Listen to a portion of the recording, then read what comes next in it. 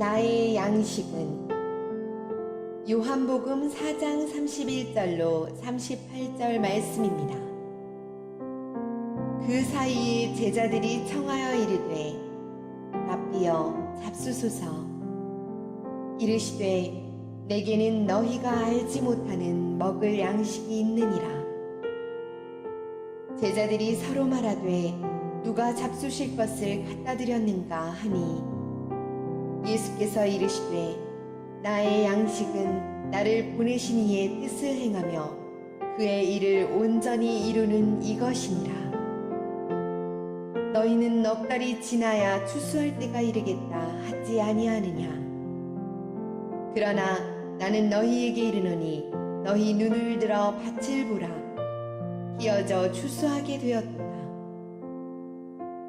거두는 자가 이미 삭도받고 영생에 이르는 열매를 모으나니 이는 뿌리는 자와 거두는 자가 함께 즐거워하게 하려 함이라. 그런즉 한 사람이 심고 다른 사람이 거둔다 하는 말이 옳도다. 내가 너희로 노력하지 아니한 것을 거두러 보내었노니 다른 사람들은 노력하였고 너희는 그들이 노력한 것에 참여하였느니라. 아멘. 한 달간 쉬어서 조금 연결을 시켜드리면요, 예수님께서 수가성 사마리아 지역으로 여행 경로를 특별히 잡으셨습니다. 그 성경의 뉘앙스가 주님이 일부러 이 지역으로 오신 겁니다. 전통적인 여행 경로는 사마리아를 피해 간다고 그랬죠. 서로 원수지간이기 때문에 돌아갑니다. 유대인들은 이 지역을 잘 안 오는데 예수님이 특별히 이 지역을 선택하신 겁니다. 왜냐하면 이 여인을 만나시려고. 우물가에 도착을 하셨을 때 낮은 정오였고요. 예수님은 경로에 고나셨다라고 하는 말씀이 나옵니다. 하나님의 아들이시지만 육신을 입고 계셨기 때문에 피곤하고 또 목도 마르시고 또 음식이 다 떨어져서 이제 드실 것도 없는 상황에 예수님은 우물가에 그냥 털썩 앉으시고 제자들은 음식을 사러 시내에 이제 나간 그 시간입니다. 그때 이 여인을 만나게 되죠. 이 여인은 우리를 보여줍니다. 이 여인을 보고 나갔다라는 느낌을 가지시는 분들 많이 계실 거예요. 목이 말라요. 깊은 곳이 목이 마른데 여러분, 사람들은요 내 마음 깊은 곳이 뭐를 원하는지 잘 모를 때가 있습니다. 이 여인의 깊은 목마름은 실은 하나님에 대한 목마름이었습니다. 근데 그게 하나님이라고 잘 생각이 들지 않고 인간적으로 풀려고 했어요. 그래서 자꾸 남자를 바꿨습니다. 5번 남자를 바꾸고. 그래도 근원적인 부분이 해결이 안 되니까 그냥 좀 짜증난 모습으로, 아마 사회적인 관계도 단절됐는지 원래 정오의 시간이면 물길러 나오는 시간이 아닌데 아무도 없는 그 시간에 물길러 나왔다가 예수님과 만나게 된 것입니다. 주님이 이 여인을 만나고 싶었어요. 많은 이야기를 나누지 않으셨습니다. 근데 주님은 특징이 그 깊은 곳을 만드시거든요. 너 뭘 원하고 있니? 너 목말라 하고 있지? 너 남편 데려와라. 그게 너 만족 못 줬지? 그 몇 마디 이야기를 하다가 이 여인이 깊은 내면을 만지게 됩니다. 예배를 어디서 드려야 합니까? 메시아라는 분이 오시면 이 모든 궁금증이 해결된다고 합니다. 내가 그다. 이 주님의 말씀에 이 여인은 그냥 눈이 밝아져서 그 속에서 막 희열이 튀어나오는 거예요. 왜냐하면 본인도 이게 왜 이렇게 힘들었는지 몰랐는데 세상적으로 뭔가 해결하려고 했는데도 안 됐잖아요. 그런데 주님께서 내가 그다. 내가 바로 메시아야. 네 마음이 간절히 찾던 그게 바로 나야. 내가 너 만나려고 일부러 여기까지 찾아왔어. 이 영혼 안에 이 주님의 말씀이 들리자 그냥 뛰쳐나가면서 동네에 들어가서 내가 메시아를 만났다. 메시아를 만났다. 동네 사람들을 막 데리고 오는 그 장면이었지요. 이제 그때쯤 이제 제자들이 음식을 사서 그 우물가에 걸어오고 있었습니다. 멀찍이서 봤겠죠. 막 여인이 막 놀래서 물동이를 버려두고 막 소리치면서 동네에 들어가고, 또 동네에서 사람들이 몰려오는 그 장면을 보고 제자들이 좀 의아해했을 겁니다. 무슨 일이 일어났나? 왜 주님이 저 여인을 만나셨을까? 워낙 주님은 능력의 주님이니까 무슨 일이 있었구나. 그리고 제자들은 그냥 자리를 핀 겁니다. 그리고 음식을 차려놓고 선생님 식사하세요. 그때 주님께서 제자들을 보시면서 이러한 이야기를 하십니다. 내게는 너희가 알지 못하는 먹을 양식이 있다. 제가 이렇게 표현하고 싶었는데요. 다시 하겠습니다. 내게는 너희가 알지 못하는 먹을 양식이 있지롱. 이게 더 맞을 것 같아요. 주님 아마 이 말씀 하실 때 얼굴이 확 피셨을 거예요. 왜? 너무 행복한 마음으로.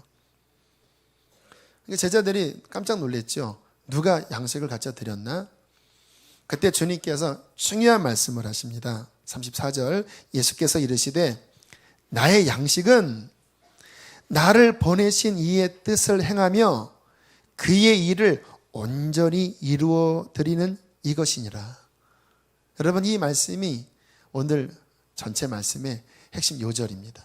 한번 따라해 볼까요? 나의 양식은 나를 보내신 이의 뜻을 행하며 그의 일을 온전히 이루어는 이것이니라. 무슨 의미일까요? 양식이라고 하는 의미는 내가 배부른 것은 이 말입니다.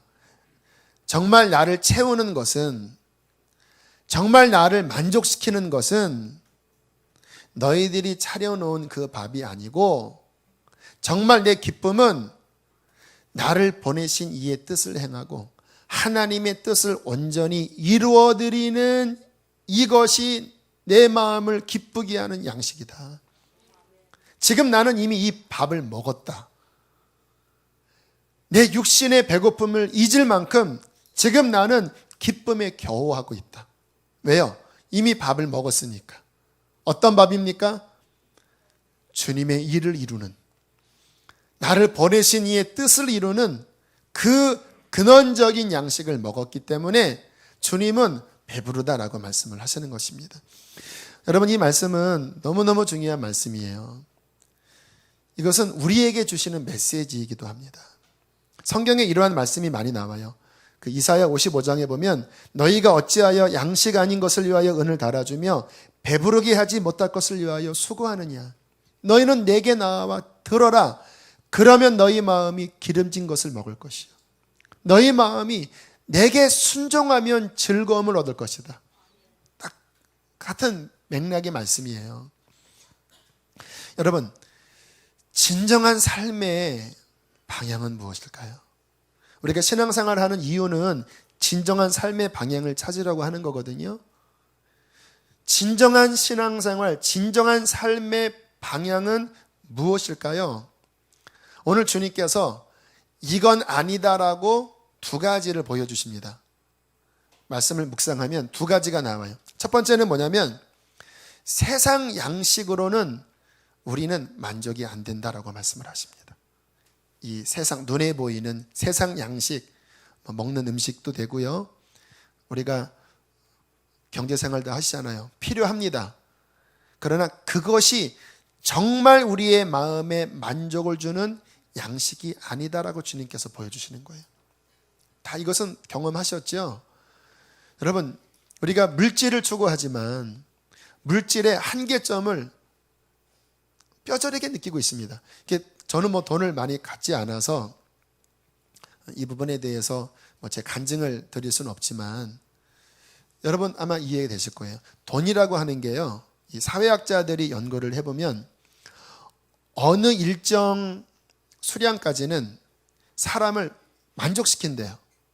그렇죠. 정말 어려운 사람들이, 북한의 탈북자들이 나와서 어느 정도 돈이 모아지면 생존이 되잖아요.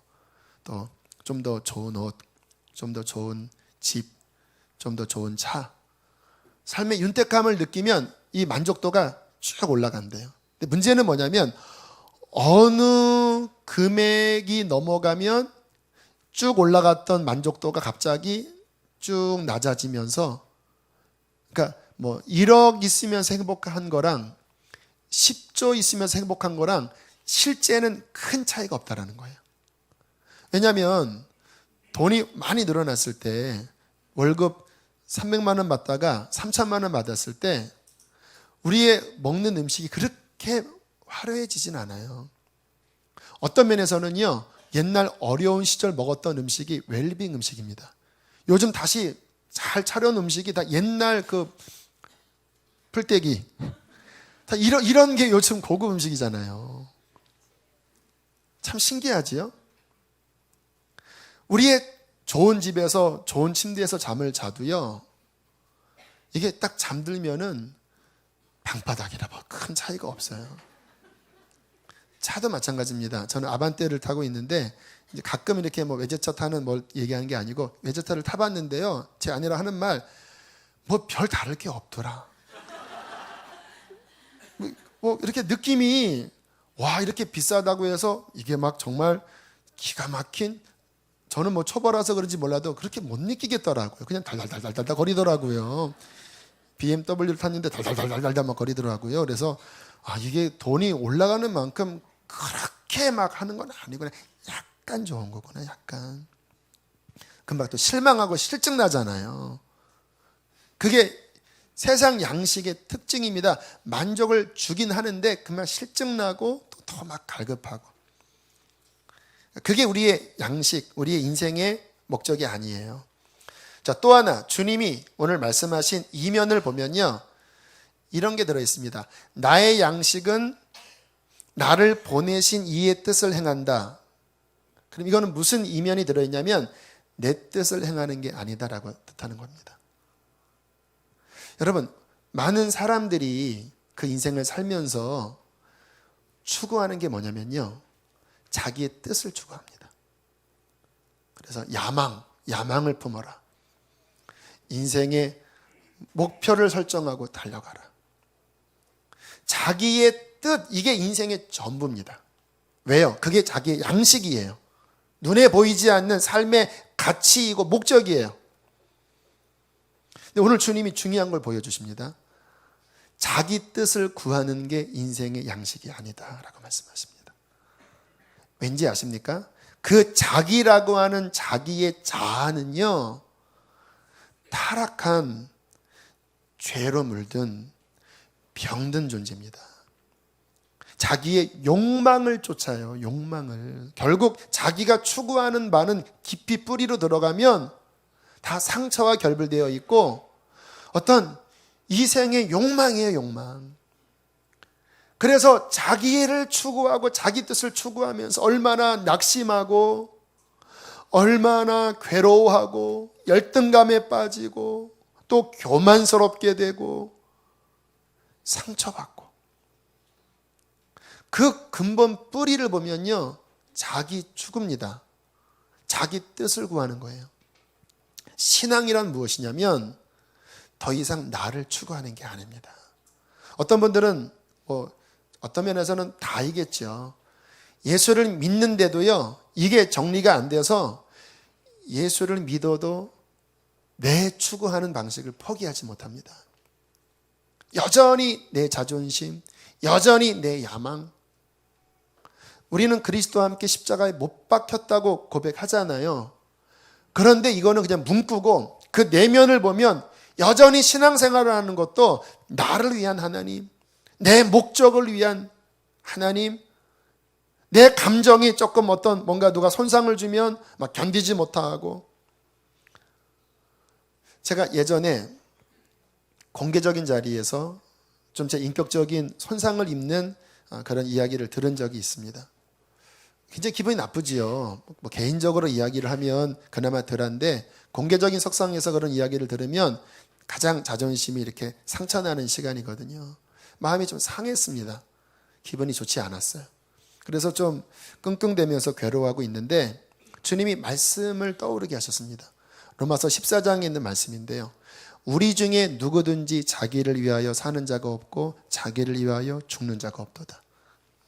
우리가 살아도 주를 위하여 살고 죽어도 주를 위하여 죽나니 그러므로 사나 죽으나 우리는 주의 것이로다. 근데 충격이었습니다. 우리 중에 크리스찬을 의미해요. 누구든지 예수를 믿는다고 하는 사람 누구든지 자기를 추구하는 자는 없다. 자기를 위하여 기분 나빠하고 자기의 뭔가 채워지면 만족해하고 하는 자기를 추구하는 자는 우리 중에 없다. 왜요? 우리는 그리스도와 함께 십자가에 못 박혔으니까. 우리는 왜 사냐? 살아도 주를 위하여 살고 죽어도 주를 위하여 죽나니 그러므로 우리는 사나 죽으나 내 것이 아니라 주의 것이로다. 굉장히 마음에 자유를 주는 말씀이었습니다. 그 말씀의 비춤 속에서 저를 들여다봐서 내가 지금 왜 기분 나빠하고 있지? 왜 내가 화를 내고 있지? 하나님의 영광이 가리워져서는 전혀 아닙니다. 하나님의 뜻이 이루어지지 않았기 때문에 갖는 상처가 아니었어요. 제 속에서 나오는 그때의 반응은 하나였습니다. 왜 나 인정 안 해줬냐? 왜 내게 상처를 줬냐? 왜 나한테 그런 말을 했냐? 내 인격적인 왜 모독을 줬냐? 결국 다 나였어요. 내 자아였어요, 자아. 제가 깜짝 놀랐습니다. 내가 또 내 추구하고 있었구나. 주님, 나를 내려놓겠습니다. 그 들었던 말이 하나님의 영광과 상관이 없는 거면 주님, 제가 거기에 연연할 필요 없습니다. 그러니까 자유해지더라고요. 여러분, 우리 그리스도인은요, 추구하지 말아야 될 것이 내 뜻입니다. 나를 추구하는 것, 이것을 내려놓는 데서부터 진정한 십자가의 복음의 그 생명력이 나를 내려놓는 데서부터 시작이 돼요. 자, 그러면서 주님께서 우리에게 말씀을 하십니다. 그러면 나의 양식, 인생의 만족, 진정한 인생의 방향은 무엇이냐? 나를 보내신 이의 뜻을 행하며 그의 일을 이루어드리는 이것이니라. 우리의 인생은 무엇을 위해 사는 존재일까요? 내 뜻을 내려놓으면 이제 나는 무엇을 추구할까요? 명확합니다. 나를 보내신 하나님의 뜻입니다. 기록된 하나님의 말씀만이 이제 우리가 추구해야 될 비전이고 우리의 인생의 목적이고 방향입니다. 그러면 자유합니다. 정말 걸릴 게 별로 없어요. 우리가 왜 고민하고 염려하냐면요, 나를 지키려는 그 본능 때문에 막 걱정하고 화내고 막 불안해하고 막 내 인간적인 술수 쓰고. 그런데 이것을 내려놓고 그의 나라와 그의 의를 구하는 복음의 신앙으로 들어가면요, 자유합니다. 그분이 함께 해주시기 때문에 그래요. 제가 우리 수지선화 목자교회를 목회하면서 처음에 깊이 가졌던, 물론 지금도 동일해요, 이 교회의 핵심적인 부분이기도 합니다. 제가 복정동에 있으면서 제가 설교할 기회가 되면 주일 설교를 가끔 했었는데, 설교할 기회가 되면 제가 주로 외쳤던 설교가 구원론이었습니다. 왜냐하면 제가 목자로서 제가 양들을 바라볼 때 물론 여러 가지 아픔도 있고 문제도 있지만 저한테 가장 중요한 것은 그분들이 과연 천국 가는가. 이게 저한테는 가장 중요한 부분이었어요. 그리고 성경을 보면서 성경에서 말씀하시는 진짜 예수 믿는 것이 무엇인지를 충격적으로 보면서 지금 많은 현대의 크리스찬들이 성경에서 말씀하시는 그 신앙에서 한참 내려와 있구나. 가짜일 수 있구나. 종교일 수 있구나. 정말 마태복음 7장에 나더러 주여 주여 하는 자마다 다 천국에 갈 것이 아니라고 하신 그 주님의 말씀이 이게 엄포가 아니라 실제 상황이라는 것을 깨닫게 되었습니다.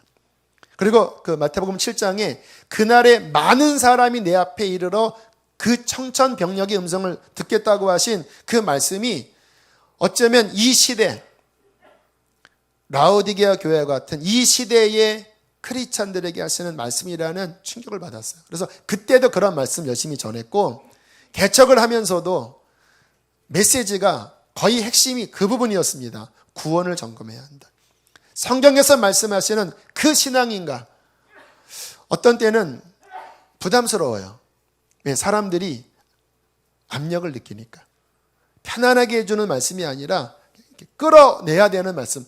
그 자리 아니에요 지금. 집사님, 성도님, 권사님, 거기 있으면 지옥 가요. 나오셔야 합니다. 그 태도 바꾸셔야 합니다. 그러한 신앙은 성경에서 말씀하시는 온전한 신앙 아닙니다. 종교입니다. 나오세요. 이렇게 해야 되니까 관심 있어서 방문한 분들의 심경이 어떨까라고 생각하면 부담스러웠지만 저한테는 하나의 결론이 있었습니다.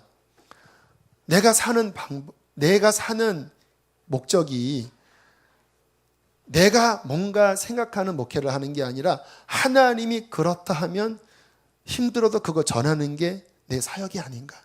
설교자가 하나님 말씀 수준대로 전해야지, 하나님 수준은 이만큼, 이게 구원의 길이라고 말씀하시는데 사람들이 듣기 힘들다고 한참 밑으로 내려와서 그래도 괜찮아요. 이건 망할 짓이잖아요.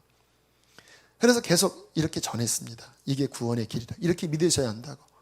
근데 그러면서 제가 참 놀라웠던 게 뭐냐면요, 하나님이 기뻐하시더라고요. 여러분, 하나님이 뭘 기뻐하는지 아세요? 하나님의 뜻이 이 땅에 이루어지게 할 때 기뻐합니다. 저와 여러분이 내 뜻을 구하지 않고 그 하나님의 뜻이 너무 높아요. 하지만 주님이 말씀하신 게 결론이에요. 내가 맞춰드려야죠. 그것을 붙잡고 그대로 살려고 하고 그것을 말하려고 할 때 하나님의 인치심이 일어납니다. 그 하나님의 인치심이 성령이시거든요. 그 말은 뭐냐면 네가 그렇게 말하는 것, 네가 그렇게 추구하는 것 주님이 사인하시는 거예요. 맞다.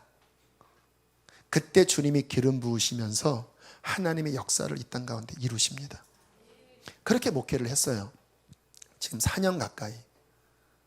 하나님이 기뻐하심을 느꼈을 뿐만 아니라 영혼들도 기뻐하더라고요. 여기 오신 분들이 아마 많은 경우가 그래서 오신 분들이에요. 그 수가성 여인처럼 뭔가 이게 왜 이렇게 목마르지? 그런데 그 부분의 진리가 비춰졌을 때 그 속에서부터, 물론 인간적으로는 부담스럽기도 하고 어떤 여러 가지 장애가 있었겠지만 그 깊은 영 안에서 맞습니다. 나도 그걸 원합니다. 나도 그 길을 가기를 원합니다. 주 앞에 구원 얻기를 원합니다. 그 깊은 곳에 그 영혼이 그것에 오케이 하면서 하나님이 이 교회 안에 많은 은혜를 부어주셨어요. 제가 그래서 우리의 삶이라는 게 하나님의 뜻에서 멀어지면서 뭔가 내 인간적인 걸 덧붙이고 눈치 보고 거기에 타협하고 거기에 뭔가를 섞고, 이게 그리스도인으로서 할 짓이 아니구나. 목회자든 평신도든 이 땅에서 우리의 삶은 그 하나님의 뜻, 나를 보내신 그분의 뜻을 이루어 드리려고 내가 부족하니까 주님 의지하는 거죠. 주님 도와주세요. 저 그거 원합니다. 할 그때에 진정한 만족, 진정한 양식이 그 영혼 안에서 일어날 것입니다. 저는 앞으로도 그렇게 목회를 할 거예요. 사람들이 좋아하고 싫어하고, 물론 그 부분도 제가 배려는 하겠지만, 그러나 기도해 주십시오. 저는 하나님의 뜻만을 향하여 달려나갈 것입니다. 왜요? 그게 우리의 삶의 방향이기 때문에. 자, 주님께서 나의 양식은 나를 보내신 이의 뜻, 그의 일이라고 말씀을 하셨는데요. 그러면 성경의 맥락으로 봐서 도대체 그 뜻의 결론은 무엇일까요? 하나님의 그 예수를 보내신, 마치 이렇게 조리개가 딱 맞춰듯이, 물론 여러 가지가 다 주의 뜻이죠. 하지만 본문에서 말씀하시는 그 핵심적인 뜻은 무엇일까요? 영혼 구원입니다. 여러분, 인간적으로도 그래요. 이 땅에 하는 일들이 있습니다. 근데 그 가운데 제일 중요한 일은요, 생명입니다. 누군가 막 위험에 처해 있는데, 우리 작년에 세월호가 물에 침몰됐을 때 얼마나 발을 동동거렸습니까? 한 아이라도 막 살려야 되는데 결국 살리지 못하고 그 배 안에서 수장된, 얼마나 안타까웠어요. 왜? 생명인데, 생명이 중요한데. 하나의 영상을 좀 볼게요. 불 속에서 자기의 자녀를 건져내는 그 생명에 관한 우리의 보편적인 어떤 열정을 보여주는 영상 잠깐 보도록 하겠습니다.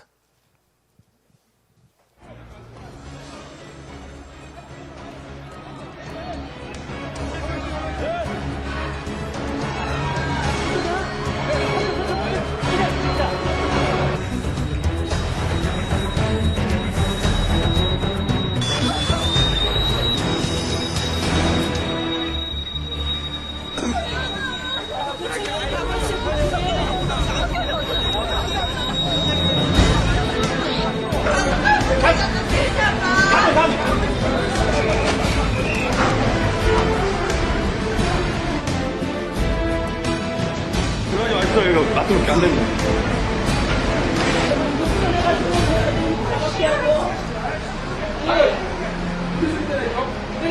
못합니다. 선생님이 지금 들어가지 못해요. 알바 들어가 있어요. 저희 직원들. 약간 다 수색하고 있어요. 선생님 지금 선생님이 들어가지 못해요. 아 왜요? 올라가는 잘좀 보세요. 지금 다 들어가고 있잖아요.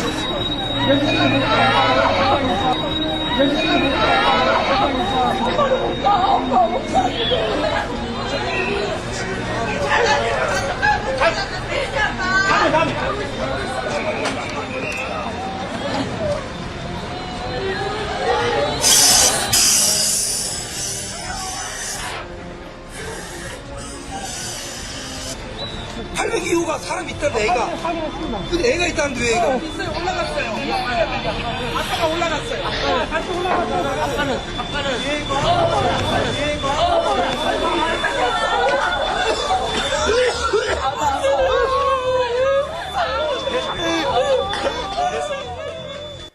네, 여러분 같으면 올라가시겠죠? 사랑하는 자식의 생명이 그 안에 있는데, 저도 생각해 보니까 올라갈 것 같아요. 오늘 또 그것을 경험시키려고 아까 막 사이렌 소리 울렸어요. 생명이 중요합니다. 여러분, 저 아버지의 마음이 하나님의 마음일 거예요. 사랑하는 아들이 저 불길 속에, 연기 속에서 죽어가는데 무엇이 목적이겠습니까? 거기에 뭐 금고를 가져오는 게 목적이겠습니까? 거기에 숨겨놓은 어떤 보물을 갖고 오는 게 목적이겠습니까? 생명이잖아요, 생명. 하나님께서 그 아들을 세상에 보내신 것은 세상을 심판하려 하심이 아니요, 그 아들로 말미암아 생명을 구원하기 위함입니다. 주님이 이 땅에 오신 목적은 뭐냐면요, 영혼 구원입니다. 왜요? 영의 눈을 열어보면 우리는 어떠한 상황이냐면요, 죄로 말미암아 죽어있는 상태, 사탄의 지배 아래 육신의 욕망을 쫓아 눈은 멀어버려 하나님의 거룩한 빛은 볼 수 없고, 육신의 욕망에 사로잡혀 죄악된 것을 향하여 막 추구하는 거예요. 물론 포장합니다. 그렇게 원색적으로 드러내면 이 세상에 손가락질 받으니까 겉으로는 포장해요. 여러 가지 학벌, 본인의 어떤 명예, 본인의 어떤 종교로 포장해요. 하지만 그 내면을 보면요, 죄와 육신, 욕망, 그 어둠에 사로잡혀 은밀한 곳에서는 죄를 추구하고, 겉으로 드러내는 것은 가리지만 그러나 막 악다구니하며 살아가는, 결국 그렇게 죽으면 죄의 결과로 영원히 불타는 지옥에서 영원히 물 한 방울의 자비도 얻지 못하고 그 죄에 대한 심판을 영원히 치를 수밖에 없는 죄인이 이 세상의 모든 인간의 현실입니다. 이 영의 눈을 열어보면요, 제일 중요한 것은요, 하나입니다. 구원을 얻었는가? 구원의 문이 열렸잖아요. 구원의 문이 안 열렸을 때는 가망이 없었지만 너무나 쉽게 열렸잖아요. 그 아들을 세상에 보내셔서 심판이 아니라 죄에서 건지시기 위하여 구원의 문이 열렸잖아요. 이 열린 구원의 동아줄을 붙잡았는가? 열린 구원의 문에 나는 들어갔는가? 아니면 여전히 이 세상의 죄악을 쫓고 육신을 쫓고 자기를 쫓으면서 망하는 죄의 길로 걸어가는가? 하나님께 가장 중요한 것은 이거 하나입니다. 마찬가지로 저와 여러분에게 있어서 내게 뭐가 중요하지? 물론 건강도 중요하고 물질도 중요하고 자녀도 중요하고, 그러나 정말 하나를 건지라고 한다면 영혼입니다. 내 영혼은 구원받았나? 목사님이 자꾸 저렇게 말씀을 하시는데, 진짜 나는 주 앞에 서는 날 그 거룩하신 하나님 앞에 보혈로 정결하게 씻겨져 하나님의 나라에 들어가기에 합당한 거룩한 자녀인가? 교회 다니는 거 말고요, 교회상을 오래 한 거 그런 거 말고요, 정말 내 영혼은 거룩하게 씻겨져 하나님 나라에 들어가기에 합당한 성경적인 믿음의 길을 걸어가고 있는가? 이거를 해야 우리는 양식을 먹은 자가 됩니다. 이게 돼야 비로소 내 영혼 깊은 곳에 만족스럽다. 나의 사랑하는 자녀들, 내 사랑하는 가족들, 그게 돼야 그들이 비로소 이 땅을 가치 있게 살아가는 진정한 삶의 길로 들어가게 되는 거예요. 그 안타까운 마음이 있습니다. 저는 우리 교우들을 바라볼 때 근래에 우리 교회에 또 오신 많은 분들 보면요, 초창기와는 좀 달라요. 초창기에는 막 목말라서요, 막 어찌할꼬 하면서 오신 분들이 많았거든요. 그런데 또 근래에 보면 그만한 갈급함들이 없는 분들이 많아요. 고민이 들기 시작했습니다. 그렇게 우리 교회가 왔는데 지금 다시 1년에 200명씩 느니까요. 그렇게 늘어나는 사람들 가운데 다시 제가 처음 외쳤던 그 말씀에 빗대어 봤을 때 정상적인 구원의 길이 아니라 여전히 언저리에 있는 사람들로 채워지기 시작하면 어떡하지? 또는 처음에 뭔가 깨어서 바른 길로 들어갔다가 다시 세상물이 들어와 다시 미끄러지는 사람이 늘어나는 것은 아닐까? 다시 깨워야 되겠다. 칼을 갈았습니다. 여러분, 서슬퍼런 진리 앞에 점검하십시오. 주님이 이 시간 배부르시려면 하나입니다. 영혼 구원이에요. 제가 진정한 종으로서 주님을 만족시켜드리고 저도 참다운 삶을 사려면 저나 여러분의 영혼 구원 문제 명확하게 해야 합니다. 성경을 보면요, 5가지 정도가 충족되는 것을 보여주고 있어요. 균형을 잡으셔야 합니다. 이 5가지는 구원받은 자로서 마땅히 갖춰야 될 필수 요소이고 또 서로 다 연결되어 있습니다. 하나가 있으면 4개가 있고 다 서로 연결되어 있어요. 자, 이 말씀으로 한번 자신을 점검해 보세요. 첫 번째, 예수님과의 인격적인 관계가 형성됐는가? 예수님과의 무슨 관계? 인격적인 관계는 뭐냐면요, 대면하는 관계입니다. 여러분, 사람의 그 인격적인 만남이라는 것은 참 신비하지요. 사람마다 다 인격이 다른데 이렇게 대화하면서 서로가 이렇게 교류가 돼요. 아, 이런 사람이구나. 거기에 애정도 싹트고 그 관계 속에서 서로 깊어지지요. 부부가 그래서 하나 되는 것 아니겠습니까? 여러분, 예수님은 종교가 아닙니다. 그분은 부활하신 생명의 주님입니다. 그분은 저 하늘나라에만 계신 분이 아니에요. 지금 나와 함께 하십니다. 왜 제가 종교가 아니라고 말씀을 드리냐면, 종교는 어떠한 저 멀리 있는 가상의 신적인 대상, 그가 부처님이든 심지어는 하나님이든 종교로 만들어 놓은 그 하나님으로서는요, 나를 못 건집니다. 어떤 경전의 어떤 글자로는요 생명이 없어요. 진정한 구원은 부활하신 생명의 주님이 나를 구원하시고 지금 나를 만나시는 게 구원입니다.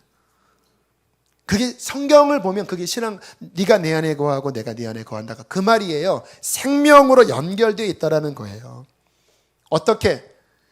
예배를 드릴 때도요, 정말 거듭난 사람의 예배는 그 예배 가운데 사람을 만나는 게 아니라 주님을 만나요. 찬양을 할 때 나는 그분 앞에 찬양을 해요. 성령의 임재 속에 삼위일체 하나님이 내 영적으로 경험되어집니다. 육신의 눈은 안 보여요. 육신의 귀에 안 들려. 그러나 내 속에 지음받은 하나님의 생기로 지음받은 나의 영이 그 보혈로 씻겨져서 영이신 하나님 안에서 삼위일체 되신 하나님과의 연합을 실제로 내 영이 누립니다. 아, 은혜가 된다. 아, 주님이 이곳에 함께 계시는구나. 성경을 펼쳐 읽으면, 여러분, 성경을 연구하는 방향으로만 읽으면 그 사람에게는 별 유익이 없습니다. 문자는 죽인다는 말씀이 있어요. 글자는 생명이 없어요. 그 성경 말씀 안에 성경의 원저자이신 성령이 함께 하셔서 이 말씀을 내 영혼 안에 푸실 때 그게 생명이 됩니다. 그게 레마예요. 거듭난 사람들은 성경을 읽으면요, 그 말씀 속에서 하나님이 지금 내게 이 상황 가운데 말씀하시는 그의 음성이 열립니다. 그게 양식이 돼요. 그것으로 살아가요. 기도가 독백이 아닙니다. 중염불이 아닙니다. 기도할 때 내가 부르짖을 때에 내가 여기 있다라고 하시는 응답이 들려요. 내가 주님 앞에 간구했을 때 그분의 함께 하심의 약속이 주어져요. 아, 주님은 내 안에 살아계시다. 주님은 나와 함께 계시다. 이게 구원받은 신앙생활의 정상적인 현장입니다. 이거를 계속 유지하는 거예요. 신앙생활은 그분과 더 깊어지는 거예요. 내가 주님을 만났지만 다시 그 열정이 식어지고 주님과의 관계가 메말라질 수 있지요. 그럴 가능성이 충분히 많습니다. 그래서 성경은 깨어있어라, 회개하라, 달려가라, 잠들지 말아라, 세속에 빠지지 말아라, 위의 것을 추구하라, 땅에 속한 지체를 죽여라. 왜 계속 말씀하십니까? 죽이려고 하는 이 세상 권세들이 자꾸 들어오니까 우리는 전심을 다하여 주님과의 관계를 지키면서 달려나가는 것이죠. 구원받은 사람들은 살아계신 주님과의 인격적인 살아있는 관계가 열려있고 늘 유지합니다. 두 번째, 돌이켜 회개했는가 또는 회개하고 있는가. 여러분, 신앙의 출발점은 회개입니다. 여기 오실 때 집에서 나왔으니까 여기 오셨죠. 집에 앉아 계시면서 내가 왜 교회를 못 가지? 왜 교회가 안 나타나지? 집에 있으니까 그런 거예요. 여러분, 하나님 안으로 들어가려면 내 중심, 세상 중심으로 살았던 그 죄로부터 나오셔야 합니다. 이 말은 세상 떠나라는 말이 아니에요. 내 마음에서 나를 추구하고 바벨탑을 쌓고 죄 가운데 빠져있던 것들을 회개로 끊어낼 때 예수의 십자가의 보혈이 그를 모든 죄에서 깨끗게 하시는 거예요. 회개할 때 보혈이 역사하는 거예요. 회개했는가? 정말 내 마음 깊은 곳에 도대체 무슨 회개를 해야 됩니까? 내가 뭐 바람을 폈습니까? 내가 무슨 뭐 살인을 했습니까? 자기 자아로 살아가는 게 죄라니까요. 하나님의 눈으로 보면요, 이 자아 덩어리 자체가 교만하고 이기적이고 탐욕스럽고 하나님과 반대되어 있어요. 영의 눈이 열려지면 그로 말미암아 나온 모든 것이 교만이고 그로 말미암아 나온 모든 것이 욕심이고 그게 남을 상처 준 것이고, 영의 눈이 열리면요 회개를 할 수밖에. 주님, 이사야가 주님 만났을 때 화로다 나여 망하게 되었도다. 부정한 입술로 내가 말했던 모든 것이 죄다. 이사야는 위대한 선지자였습니다. 주님 만나니까 다 죄고 입술이 다 죄라고 그러잖아요. 주님 앞에 회개하고. 그럼 내가 주님 만나 거듭나면 회개 안 해도 되나요? 구원파가 그런 식으로 이야기합니다. 아니에요. 구원받은 사람일수록 더 양심은 민감해지고요, 죄는 더 깊이 그 영혼의 고통을 줍니다. 정말 은혜 깊이 받을수록요, 죄에 대한 괴로움은 더 심해질 수 있어요. 어떤 면에서는 죄에 대한 각성이 깊은 것이 그 영혼이 살아있다라고 하는 증거입니다. 또 실패하잖아요. 다시 또 주님 의지하고 회개하고. 구원받은 사람들의 그 영혼 안에는 회개가 살아있고 보혈을 의지합니다. 세 번째, 구원받은 사람은요, 예수님의 십자가 외에는 자랑할 것이 없게 됩니다. 왜요? 살아보니까 예수 외에는 없어요. 나를 정말 구원할 분은요, 하나님이 보낸 예수밖에 없어요. 그 말은 뭐냐면 내 힘으로는 안 된다라는 거예요. 나의 결단으로도 안 된다라는 거예요. 사나 죽으나 이제 나는 예수님 십자가, 그의 피, 그의 부활 생명, 주님 도와주세요. 내가 주의 뜻대로 살아야 하는데 내 힘 가지고 안 됩니다. 주님 의지합니다. 주의 나의 생명입니다. 주님 의지합니다. 거듭난 사람들은 예수가 구주입니다. 그 말은 뭐냐면요, 장식표라고 하는 의미가 아니라 정말 물속에 빠져 들어가다가 지푸라기 하나 붙잡을 때 이게 구주예요. 이게 붙잡는 거예요. 왜? 지금 이 나의 처절한 상황 가운데 나를 씻기고 건질 분은 주님밖에 없는 거예요. 네 번째, 구원받은 사람들은요, 하나님의 말씀을 양식으로 삼습니다. 자, 내가 죄 가운데 살다가 회개하고 예수 십자가 붙잡고 이제 내가 건진 받았어요. 어떻게 살아갑니까? 여기 딜레마가 있어요. 내가 분명히 회개했는데 또다시 나는 세상에서 여전히 옛날 방식처럼 살면 말이 안 되잖아요. 근데 많은 사람이 실제로 그렇게 살아갑니다. 어떤 집회 때 주님 만났어요. 세상 나가서는 다시 옛날 방식으로 살아요. 내가 여기서 건진받았는데 어떻게 살지를 몰라요. 왜 모를까요? 말씀이 없으니까. 여러분, 믿는 자에게 말씀은 날마다의 밥입니다. 어떻게 말씀 없이 살아가요? 일주일에 어떻게 4, 50분의 그 설교가 어떻게 내 양식이 될 수 있어요? 이 세상에 내 육신의 이 죄는 천인데 주일날 잠깐 먹는 그 40분의 말씀 가지고 어떻게 주의 뜻대로 살아가요? 말 안 돼요. 주중에 성경을 읽지 않고 또 성경을 읽으면서 하나님의 음성으로 주의 뜻으로 날마다 교훈받지 않고는요, 죄 가운데 살아갈 수밖에 없습니다. 주님 앞에 못 서요. 그래서 주님이 내가 너를 모른다라고 말씀을 하시는 경우가 딱 그 경우예요. 저는 지금도 하나님의 말씀을 날마다 너무너무 사모하는 마음으로, 보통 주일이면 설교문 정리하느라고 성경 읽을 시간이 목회자들은 주로 없어요. 솔직히 주일날에는. 하지만 저는 읽어요. 왜? 그래야 살 것 같으니까. 그 안에서 또다시 주님의 길을 발견해요. 지난번 신명기 읽으면서 와, 너무 명확한 거예요.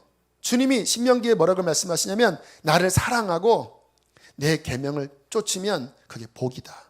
그런데 너희가 우상 섬기면 그게 저주다.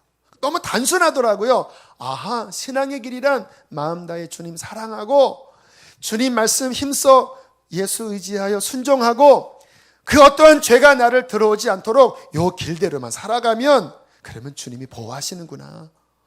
너무 뻔한 말씀이죠. 저한테는 뻔하지 않아요. 왠지 아십니까? 그날 저한테 레마였습니다. 그러니까 성령이 제게 영의 양식으로 주셨어요. 막 제 마음이 기뻐요. 막 이렇게. 구원받은 사람들은 말씀으로 살아갑니다. 마지막 다섯 번째, 그렇게 구원받았어요. 그러면 이제 나는 내 인생의 목적이 뭐예요? 하나님의 목적을 이루는 거잖아요. 그 하나님의 목적이 뭐예요? 영원 구원이잖아요. 나만 구원받았어요. 그러면 땡입니까? 안타까워야 되지 않겠습니까? 그 눈길로 내 주변을 돌아보니 지금 큰일 난 거 아닙니까? 하나님의 진노 아래에 있는 자들 아닙니까? 그러니까 이게 나의 안타까움이고, 내가 어디에 있든, 내가 교사든 내가 의사든 내가 자영업을 하든 있는 그 자리에서 내 삶의 이제 우선순위는 나를 보내신 이의 그 뜻, 영혼 구원, 그것을 위하여 내가 애타하고 그것을 위하여 기도하고 그것을 위하여 내 삶을 드릴 때에 그 영혼 안에 하나님 주시는 양식이 부어집니다. 저는 주일날 이렇게 사역 마치고 돌아갈 때면요, 제 몸은 여기가 막 이렇게 떨려요.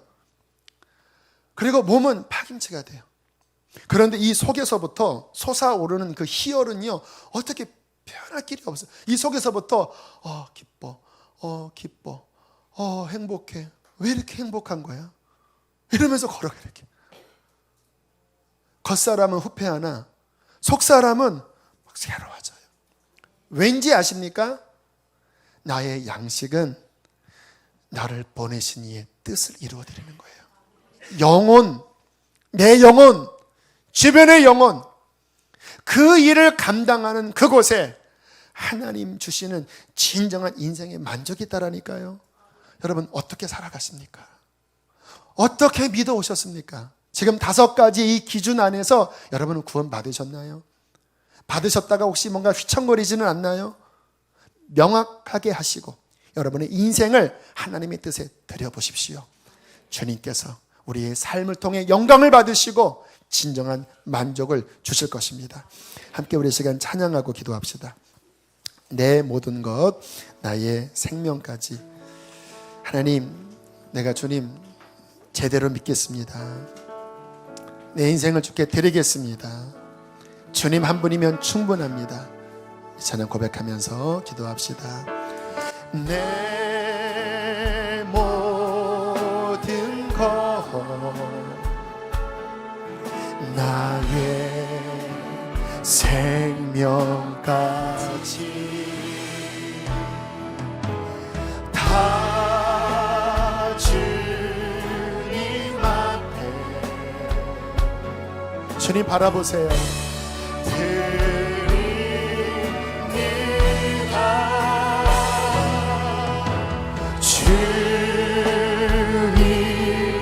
인생을 주 앞에 드리십시오. 이제 내 영혼 자유에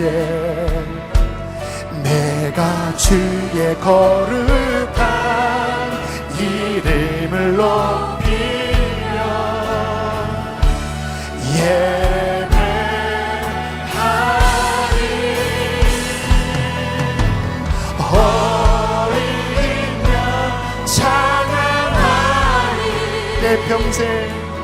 내 평생 그 하나로 충분해요.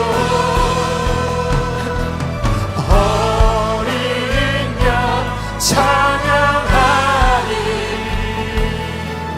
내가 우리 한 번 더 마음을 다하여 날 위해 이 땅에 오신 하나님의 어린 양 찬양하리라.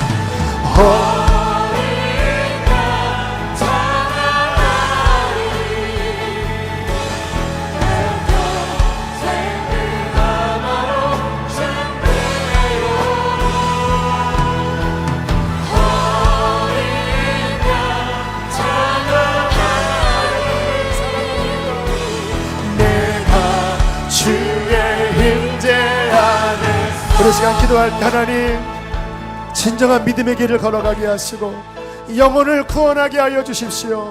하나님의 뜻을 이루어드리는 인생 되게 하여 주십시오. 기도하시겠습니다.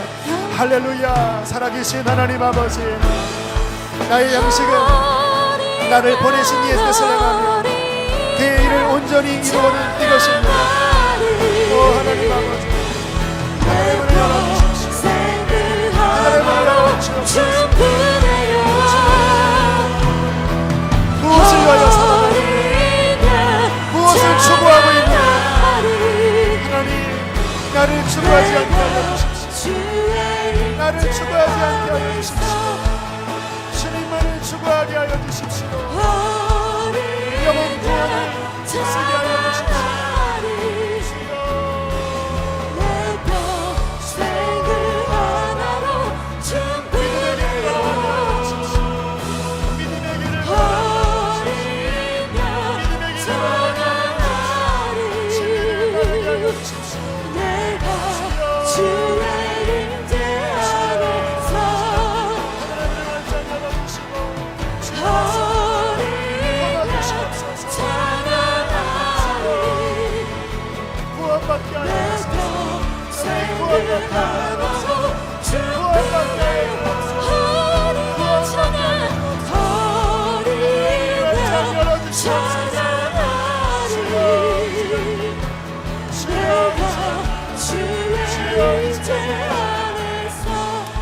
번 더 기도할 때 오늘 구원의 5가지의 점검을 말씀을 드렸습니다.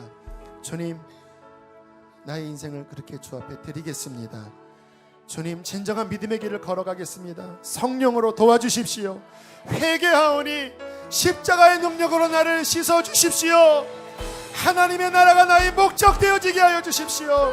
그런 사람들은 가슴에 손을 얹고 한 번 더 결단하는 기도 드리겠습니다. 기도합시다. 할렐루야. 아버지요,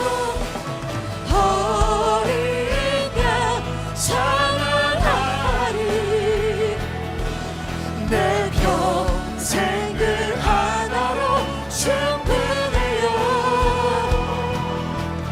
어린 양 찬양하리.